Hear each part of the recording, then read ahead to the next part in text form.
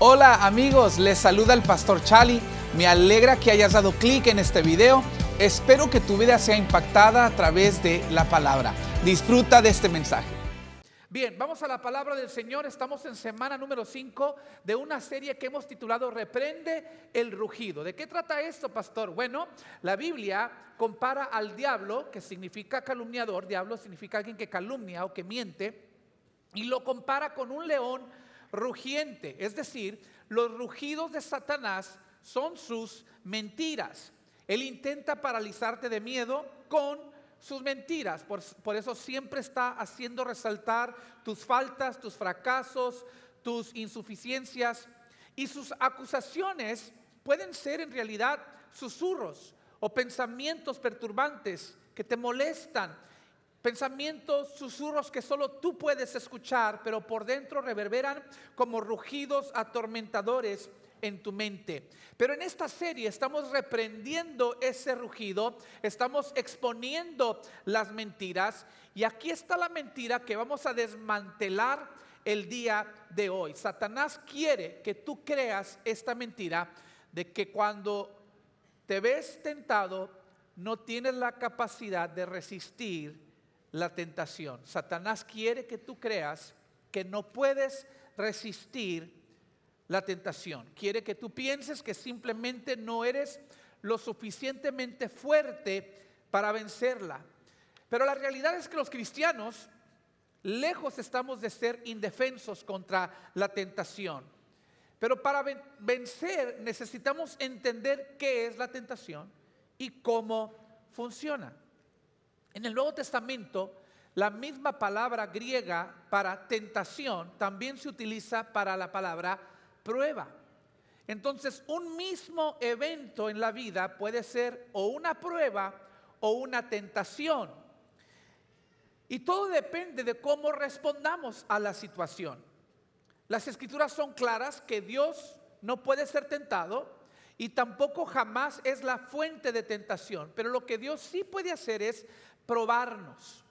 Y lo que el enemigo hace es que cuando Dios te pone a prueba, el enemigo va a utilizar esa misma prueba para tentarte, inducirte a la desobediencia, a la rebeldía o al pecado.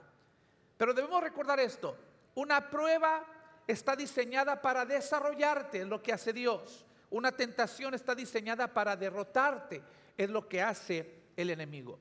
Uno de los pasajes más populares de las Escrituras que abordan el tema de la tentación se encuentra en 1 Corintios 10, 12 al 13. Voy a leer estos dos versículos, los voy a desglosar y luego vamos a entrar a una historia muy interesante con unos puntos prácticos para vencer la tentación. ¿Sale? Vamos a ver este versículo. Dice: si ustedes piensan que están firmes, tengan cuidado de no caer. Las tentaciones que enfrentan en su vida no son distintas de las que otros atraviesan, y Dios es fiel. No permitirá que la tentación sea mayor de lo que puedan soportar. Cuando sean tentados, Él les mostrará una salida para que puedan resistir. De inmediato en estos dos versículos encontramos algunas verdades muy importantes acerca de la tentación. Primero, por ejemplo, la tentación no es una señal de debilidad espiritual. Si ustedes notan ahí dice 1 Corintios 10, 13. O sea, el apóstol Pablo está escribiendo a los cristianos en Corinto.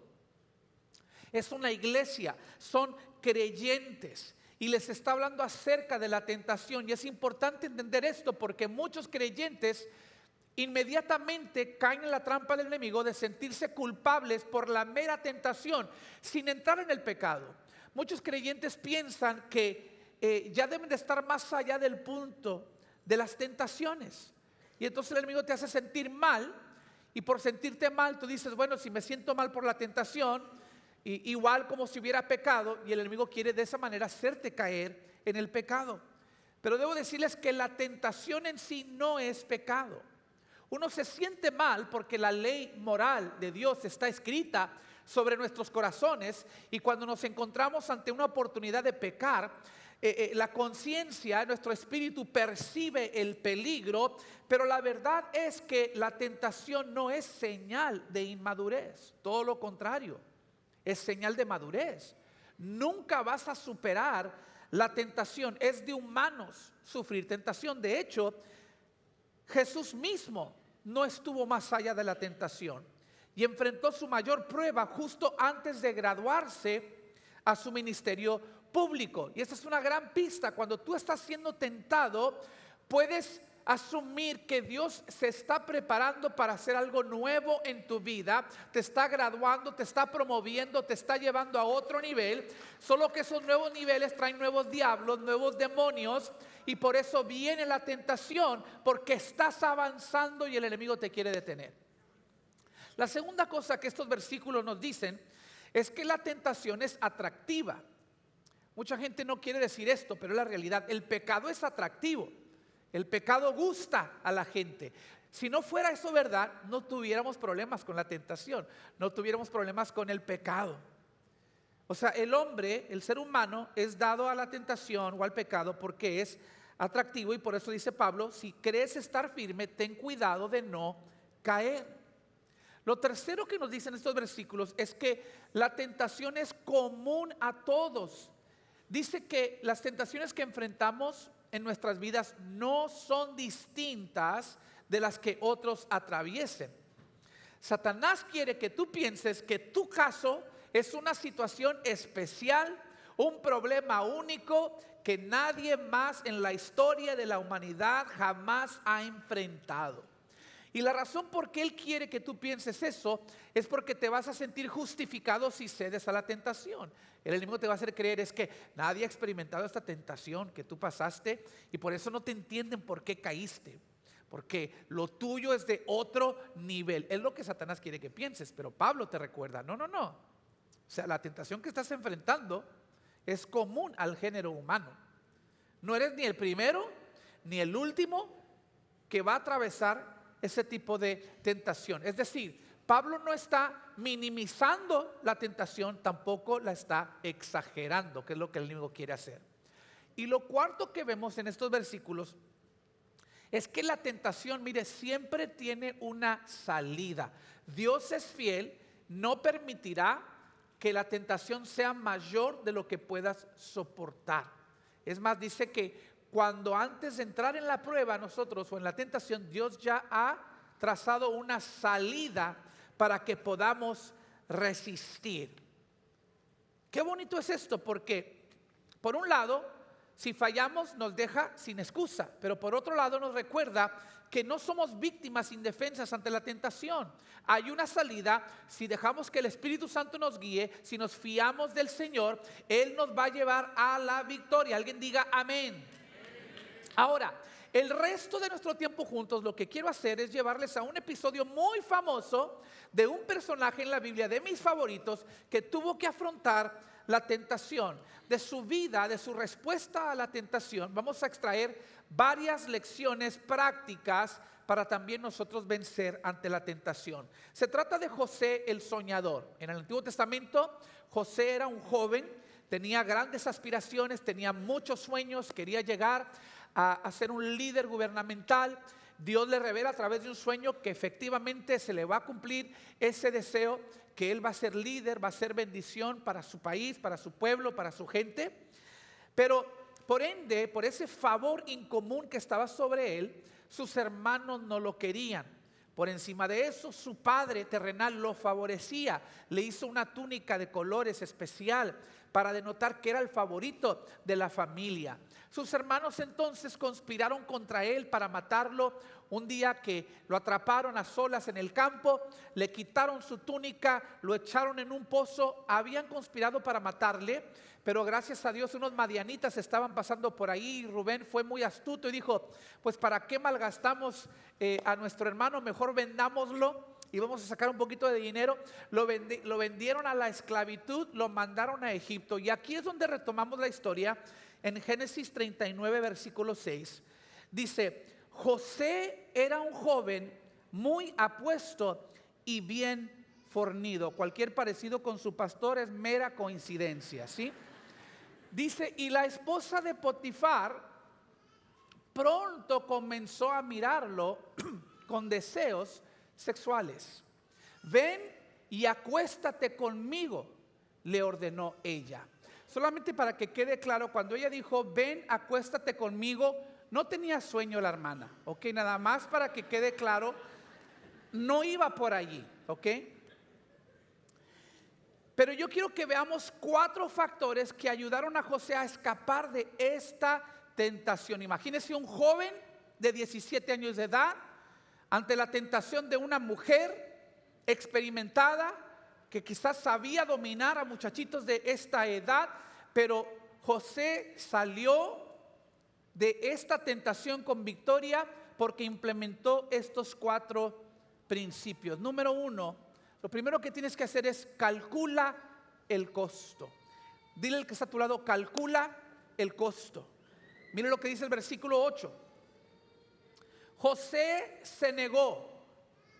Mire, le dijo, mi amo confía en mí y me puso a cargo de todo lo que hay en su casa.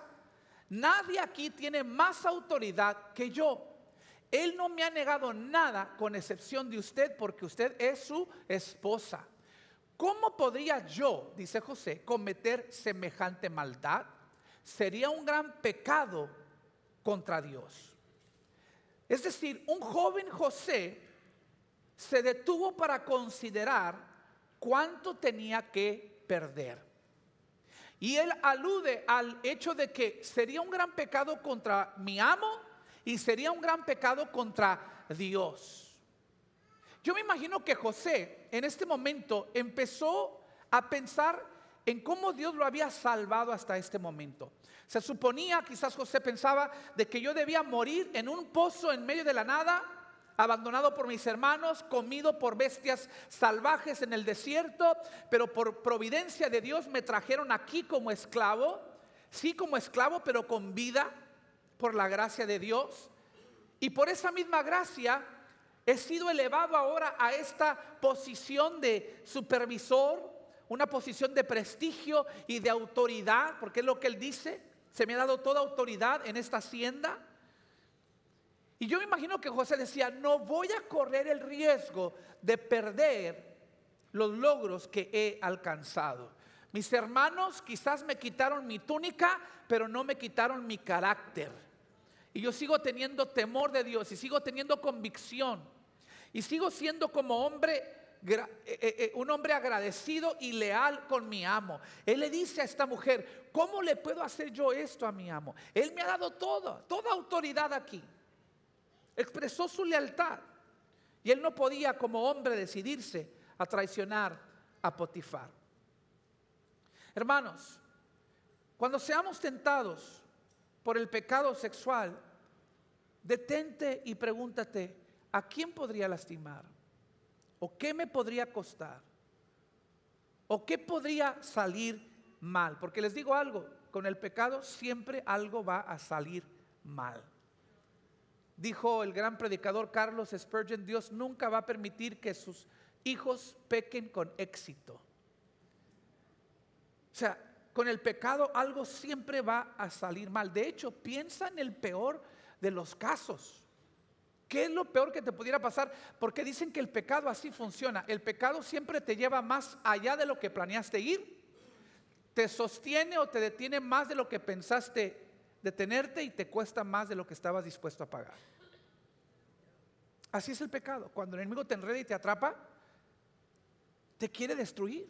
Entonces piensa en el peor de los casos. Calcula el costo.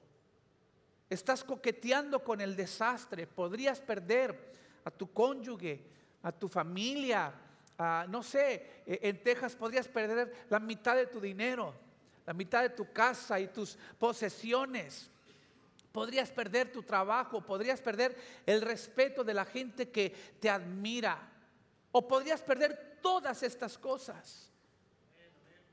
Yo sería un tonto como ministro del Señor no calcular el costo de una caída moral. ¿Qué pasaría si yo pierdo mi integridad en esa área de mi vida? ¿Qué pasaría si de alguna manera traiciono mi matrimonio? Bueno, en primer lugar, heriría a la mujer más importante de mi vida, la que me ha dado su amor y su confianza y su respeto durante los pasados 20 años, la madre de mis 2 hijos. Probablemente la perdería por completo. Seguramente mis hijos quedarían afectados. Ellos me ven como un siervo de Dios y yo perdería su admiración como tal. Podría perder toda credibilidad que yo tengo y autoridad espiritual sobre ellos. Y no solamente sobre ellos, sobre muchos otros. El ministerio que Dios me ha dado la dicha de dirigir durante casi 30 años, esta iglesia linda y poderosa que son ustedes, todo se vería afectado. Lo digo con gran humildad, pero un fracaso mío podría herir a cientos, quizás miles de personas. ¿Por qué? Porque ustedes esperan integridad espiritual de su pastor. Y ustedes y yo sabemos que no soy perfecto, pero buscan de un guía espiritual que sea intencional en buscar a Dios. Pero les digo que yo no soy el único que tiene mucho que perder. Todos nosotros tenemos mucho que perder.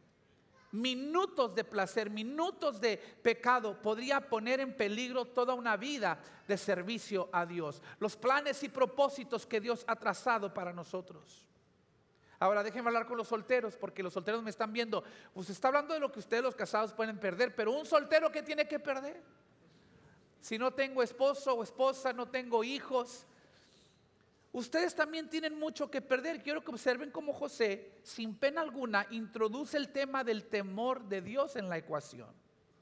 José sentía que él tenía todo que perder porque pecar lo pondría en enemistad con Dios. Pecar iba a cortar la comunión que él llevaba con Dios. Y al perder esa comunión con Dios, perdería la llave que lo iba a llevar a ese destino glorioso que Dios había predestinado para él.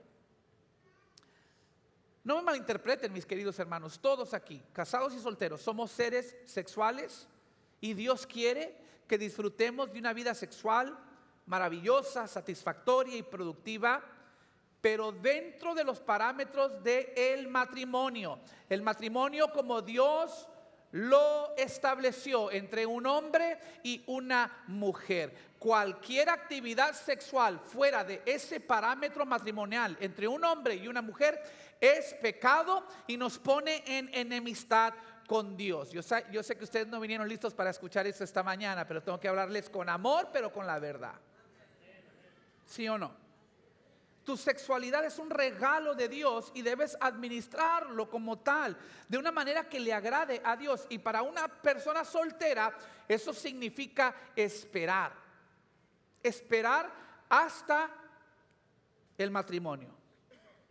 La moralidad sexual tiene mucho que ver con el carácter de uno.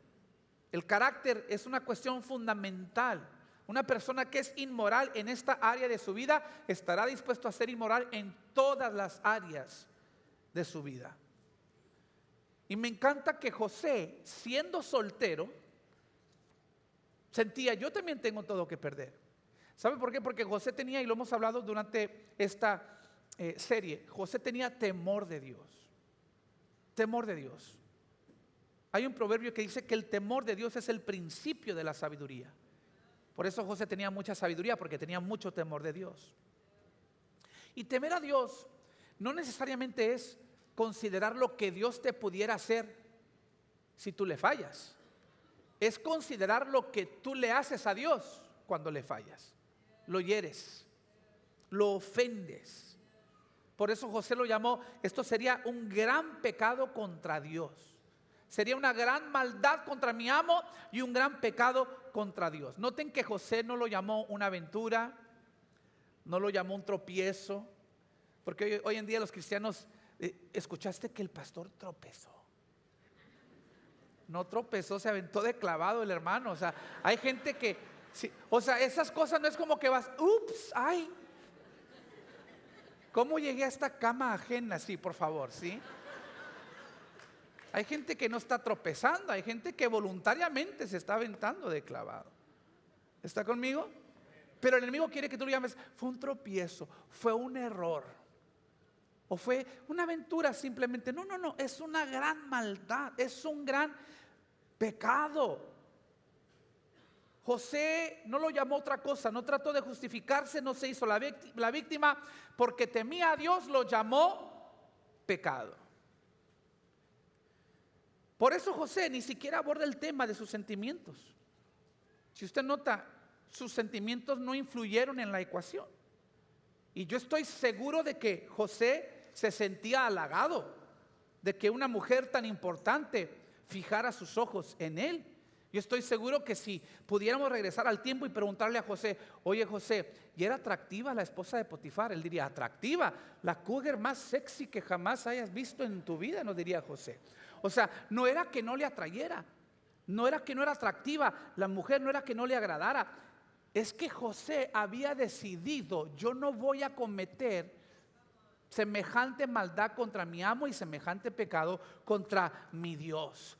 La cultura moderna, hermano, habría dicho: pues no hubiese sido nada malo, porque mientras sean dos adultos que consientan. No, pero José dijo: no, aunque seamos dos adultos que consientan, yo sé que hay un Dios que no consiente. Entonces voy a calcular el costo, voy a preservar mi integridad espiritual y mi relación con Dios, y voy a negarme a ceder. Calcula el costo. La segunda cosa que necesitas hacer ante la tentación es mantener la guardia diariamente. No bajes la guardia ni por un momento. Dice Génesis 39:10: día tras día ella seguía presionando a José. Una cosa es resistir la tentación en su primer ataque, pero otra cosa es defender esa decisión, mantenerte bajo esa convicción a diario. Y día tras día esta mujer le seguía coqueteando, seguía haciéndole proposiciones, lo seguía presionando. Por mucho que Dios se preocupaba por los sueños de José, más se preocupaba por el carácter de José.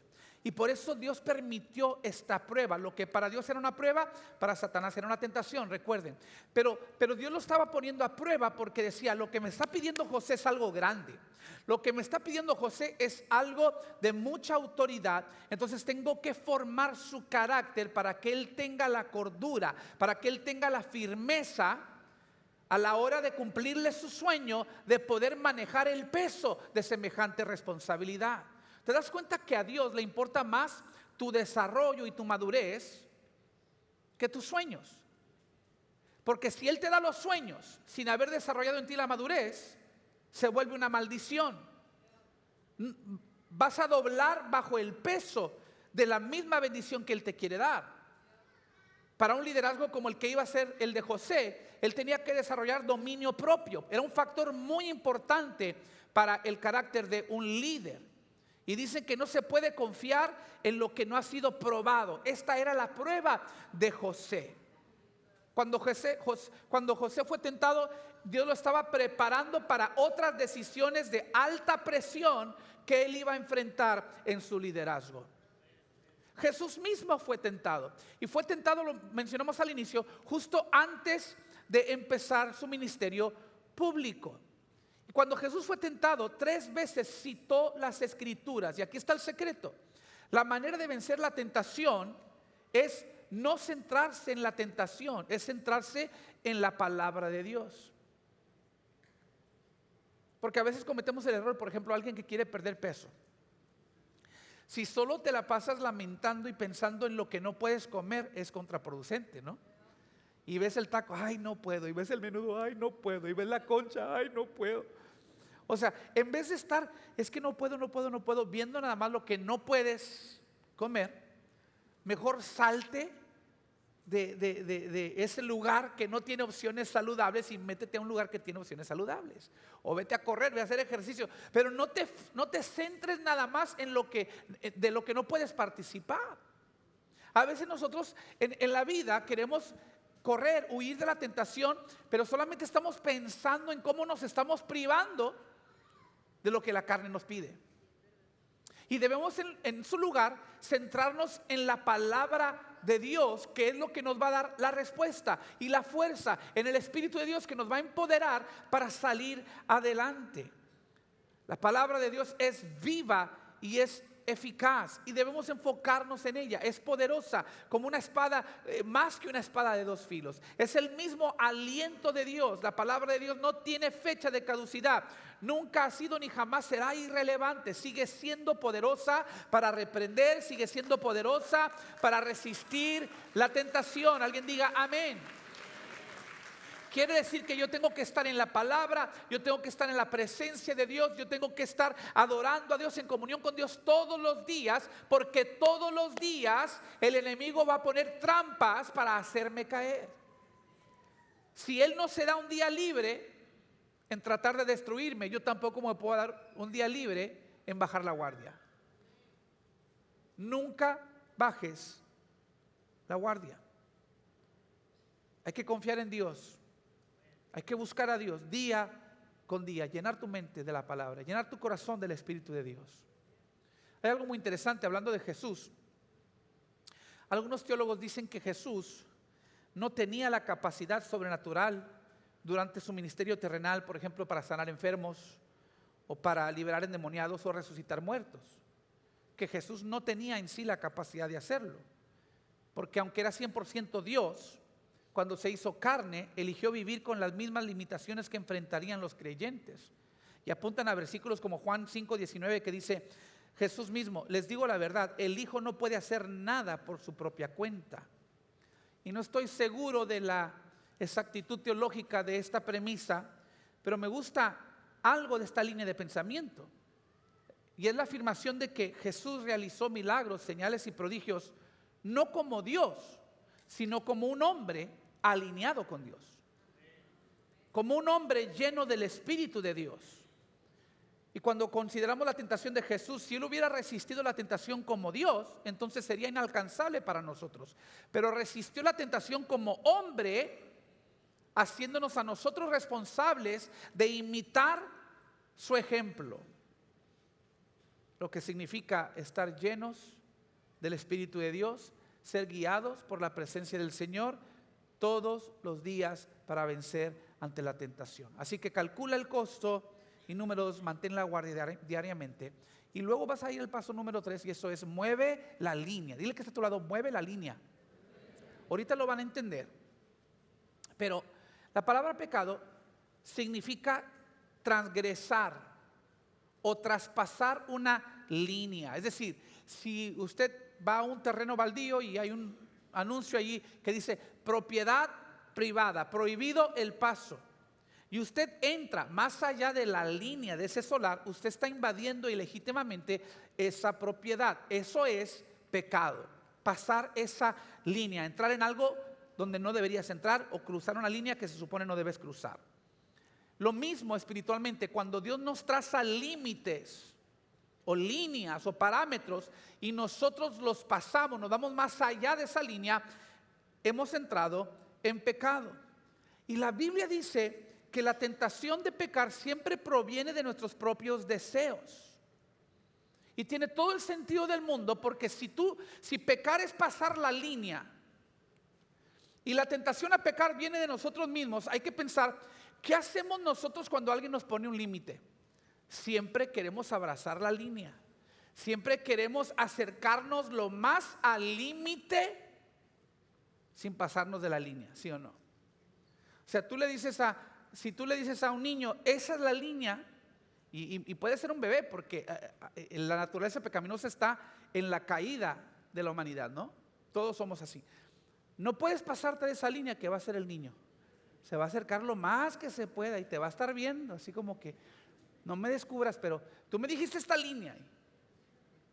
Y no solamente los niños, los adultos así somos. Si tú le dices a uno, esto es pecado, y pasarte de esta línea, caes en el pecado, ¿qué hacemos? Nos vamos lo más que podemos. Pero no he caído, pastor, no he caído, pero mire, yo recuerdo cuando yo y mi esposa éramos pastores de jóvenes, y a veces en las conferencias teníamos sesiones de preguntas y respuestas, y siempre que entrábamos en una sesión de esas, yo sabía que teníamos que estar listos para esta pregunta que los jóvenes siempre hacían, algo parecido a esto. Pastor, obviamente las relaciones sexuales fuera del matrimonio son pecado. Pero ¿hasta dónde podemos llegar y que no sea pecado? O sea, si tengo mi novia, la puedo abrazar, le puedo cuidar la mano, la puedo besar con que no hablemos en lenguas. O sea, ¿hasta dónde podemos llegar, pastor, y que no sea pecado? Una vez un muchacho convirtió la pregunta en una metáfora del béisbol. Dijo, ¿me puedo ir a primera, segunda, tercera base, abrir la tercera, mitad a casa? O sea, ¿hasta dónde puedo llegar que no sea pecado? Ahora, los jóvenes no son los únicos. Hay adultos que dicen, pastor, las escrituras dicen que la embriaguez es pecado. Pero si solo me pongo alegre, digo, hay problema con eso. Digo, no embriagado, solo alegre un poquito. Se rieron de los jóvenes, pero ya no les gustó cuando les volteé la tortilla, ¿verdad? Pastor, obviamente el adulterio es pecado, pero si solamente estoy coqueteando ahí, me paso de juguetón, coqueteando con la secretaria, digo, eso seguramente no es pecado. O algunas personas dicen, yo sé que la Biblia dice claramente que el chisme es pecado, pero yo solamente le cuento a la gente para que oren por la situación, para que oren, sí, por una situación que no tiene nada que ver, pero lo hago para que, como petición de oración. Es decir, tú nos das una línea y siempre estamos buscando abrazar la línea y acercarnos lo más que se pueda sin traspasar la línea.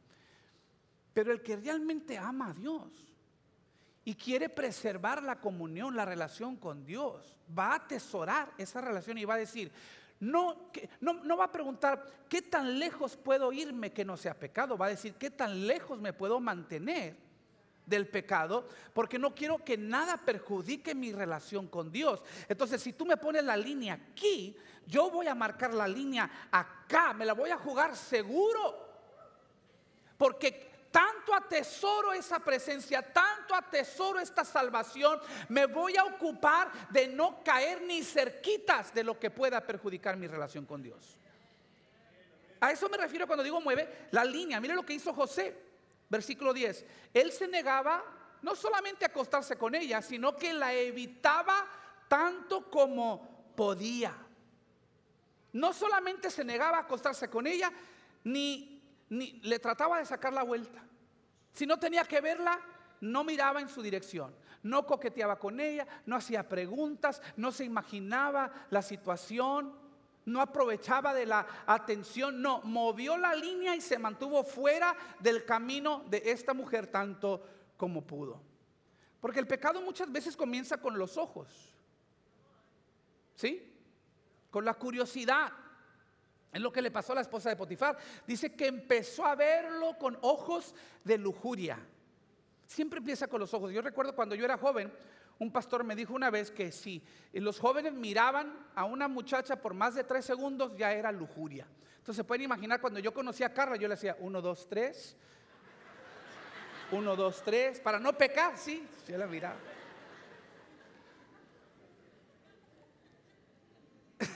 Es broma, pero hay un consejo práctico que será de gran ayuda para aquellos cuya debilidad es de naturaleza sexual. Y el consejo es este: simplemente no mires pornografía, no mires escenas con desnudez, no mires imágenes, videos o sitios inapropiados en internet, no mires programas o películas que sean sexualmente explícitos. Hombres, si ustedes ven a una mujer que no está vestida apropiadamente, quítele la mirada, no siga mirando. Ay, pastor, pero se está portando demasiado extremo. No, estamos moviendo la línea. Estamos moviendo la línea, manteniéndonos alejados del pecado. Esa es la manera de vencer la tentación. Y este mismo principio se aplica también a otras tentaciones. Si usted ya ha tenido una caída y dañó su matrimonio y está tratando de recuperar la confianza de su cónyuge, bueno, ir a almorzar con la secretaria quizás no es lo más sabio y no le va a ayudar en su caso de recuperar la confianza de su esposa. Entonces, o vayan en grupo o no vayan. mueva la línea. ¿Está conmigo? Si, hermana, usted tiene el don espiritual de gastar, ¿sí? Entonces, mueva la línea y repase sus gastos con su esposo para que le sirva de filtro. De cuando en cuando es bueno esa exhortación. Amor, piensa, ¿sí? ¿Están aquí o no están aquí? El paquete como que nos cae en la puerta y vamos a ver, ¿verdad?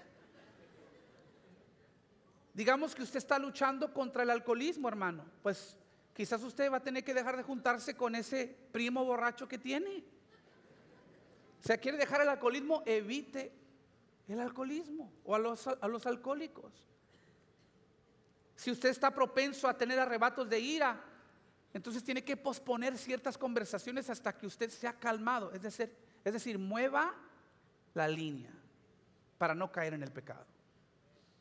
Y número 4, para vencer la tentación hay que planear. Dile que está a tu lado, planea el escape. Planea el escape. ¿Recuerdas que Pablo nos dijo que la tentación siempre tiene una salida? Eso significa que tenemos que decidir previamente si estaremos listos con un plan para cuando se presente la tentación. Si usted va a ciertos edificios, aquí mismo usted lo puede ver, cerca de las salidas hay lo que se llama una ruta de evacuación. Y allí le destaca cuál es la salida más cercana al área donde usted está sentado. Y yo me imagino que es lo que había hecho José. José ya había planeado el escape, ya tenía las rutas de evacuación fijas. Él dijo, si ella viene por acá, yo salgo por allá. Si me viene por acá, yo voy a correr para allá. ¿Sí? Él tenía un plan, porque él estaba resistiendo día tras día, pero un día la esposa de Potifar fue más descarada que nunca. Mire lo que dice el versículo 11. Cierto día, sin embargo, José entró a hacer su trabajo y no había nadie más allí. Es decir, estaba él solito. Déjeme advertirle algo. La tentación, hermanos, siempre es más seductora en aislamiento. Tenga mucho cuidado de pasar mucho tiempo a solas. Es que, pastor, yo estoy introvertido. Si el enemigo lo quiere engañar de esa manera, yo me encierro en mi cuarto y allí es donde empieza el pecado, porque la tentación es más seductora en aislamiento. ¿Por qué creen ustedes que Jesús se aisló y se fue solo al desierto para ser tentado? Porque él tenía que vencer la tentación para que nosotros pudiéramos vencer la tentación. Pero de ahí en fuera, usted y yo no somos Jesús. Él sí pudo ir solo. Yo no les recomiendo que ustedes vayan solos a ser tentados, porque nosotros no somos Jesús. Y Jesús tenía que aislarse porque él no compartía de nuestra naturaleza pecaminosa. Quiere decir que él no podía ser tentado de adentro, tenía que ser tentado de afuera. En cambio, nosotros somos tentados desde adentro. Es decir, nosotros mismos somos nuestro peor enemigo, y lo peor que nos puedes hacer, lo peor que el enemigo puede hacer es pescarnos solos si nos quiere hacer caer. Corremos más peligro cuando estamos solos porque nuestras tentaciones vienen de adentro. ¿Por qué creen ustedes, por ejemplo, hace 3 años la fe de muchos cristianos no sobrevivió a la pandemia? Porque cuando nos encerraron y todo el mundo solos, allí se disparó no solamente el virus, se disparó el pecado. Yo recuerdo que hablaba con un pastor amigo mío y le decía, pastor, ¿cómo están ustedes enfrentando la pandemia y el encierro? Y me dice, mira, yo estoy orando por 3 cosas con esto de que todo el mundo está encerrado. Le estoy pidiendo a Dios que mis ancianos en la iglesia no se mueran, que mis casados en la iglesia no se divorcien y que los jóvenes no caigan en pecado. Y me puso a pensar, porque yo dije, ¿qué pasa en la soledad? Un anciano se muere. ¿Qué pasa en la soledad? Los casados no se aguantan. ¿Qué pasa en la soledad? Los jóvenes terminan en las pantallas participando, viendo cosas que no deben de ver. O sea, lo peor que nos puedes hacer es dejarnos solos. Somos más propensos a caer en el pecado.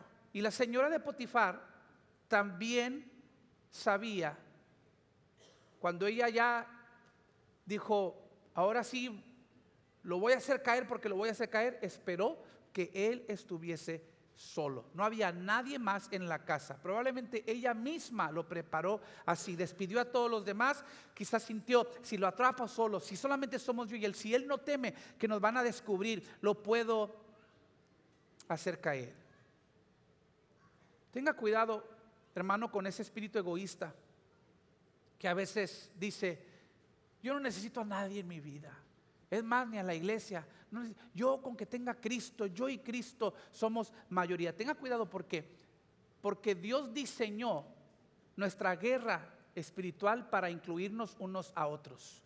Dios estableció que debemos orar los unos por los otros, debemos amarnos los unos a los otros, debemos guardarnos las espaldas, debemos que exhortarnos los unos a los otros, debemos de congregarnos. Pero cuando te desconectas, pierdes el poder del acuerdo. ¿Qué es el poder del acuerdo? Jesús dijo en Mateo 18:19: les digo lo siguiente, si dos de ustedes se ponen de acuerdo aquí en la tierra con respecto a cualquier cosa que pidan, mi Padre que está en el cielo lo hará.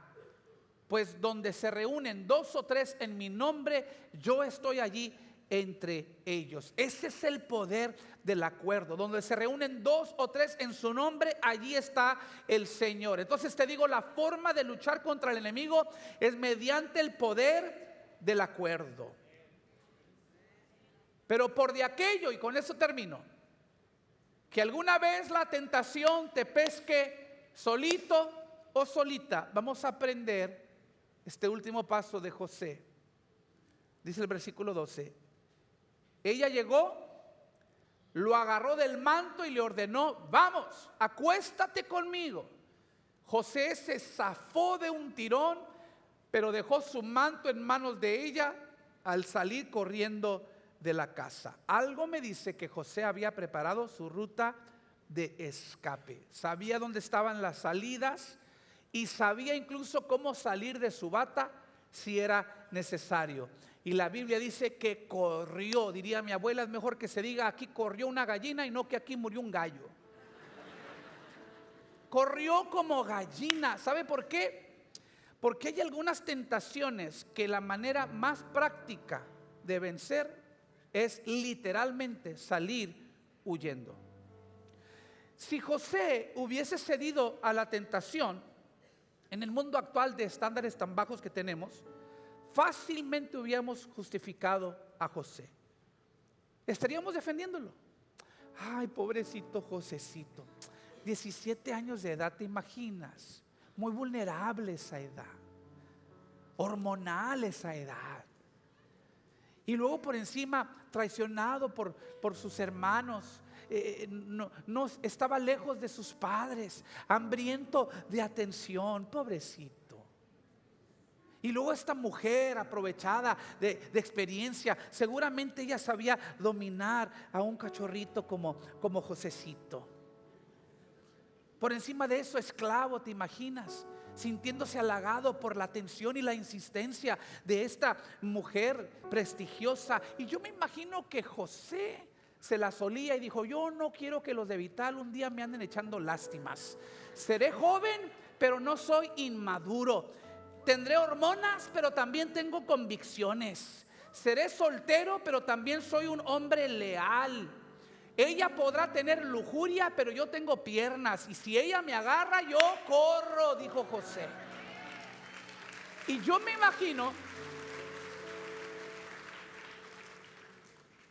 imagino que José pensó: ya me quitaron la túnica una vez mis hermanos, pero no me quitaron el carácter.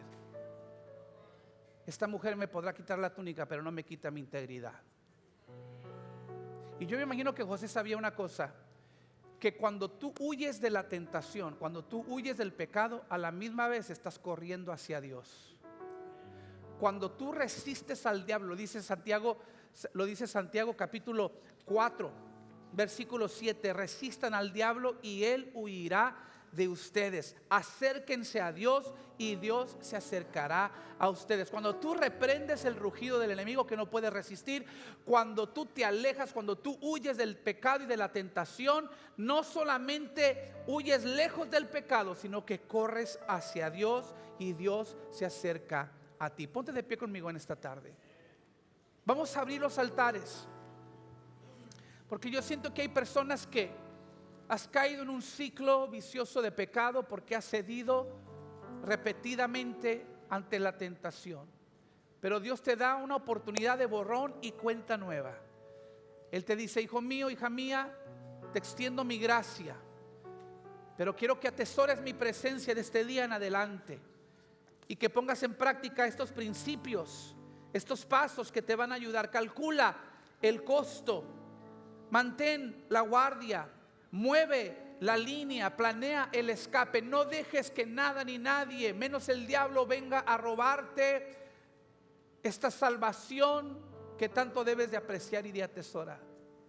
Y si tú estás cansado de caer y de fallarle al Señor, y hoy quieres recibir de su gracia y de su poder para ocuparte en tu salvación y para vencer, te propones a estos pasos prácticos. Yo creo que Dios te va a bendecir, te va a empoderar, porque Él tiene el mismo deseo para ti. Y la Biblia dice que cuando nos acercamos a Él y le pedimos cualquier cosa conforme a su voluntad, Él nos va a responder. Él nos va a dar el sí, Él nos va a dar la victoria. No hay nada más preciado que la presencia del Señor. Atesórala, defiende esa salvación que Él te ha dado. No pisotees la cruz. Deja que su espíritu te llene para poder vencer ante la tentación día tras día tras día. Si se puede. ¿Por qué? Porque lo tenemos a Él, que nos guía, que nos lleva de la mano y nos conduce a toda verdad y a toda justicia. ¿Lo crees conmigo? Hay un grupo de oración que va a venir a ministrarte. El altar está abierto para todos los que quieran pasar. Es un día de victoria, perdón para los que han caído y victoria de aquí en adelante para los que se toman de la mano del Señor y prosiguen hacia la meta. Gracias por sintonizarnos. Espero puedas volver para ver futuros servicios. Suscríbete ahora mismo a este canal para que no te pierdas ninguno de nuestros videos y transmisiones. Recuerda compartir este video con alguien y no olvides acompañarnos en vivo todos los domingos por la mañana. Bendiciones.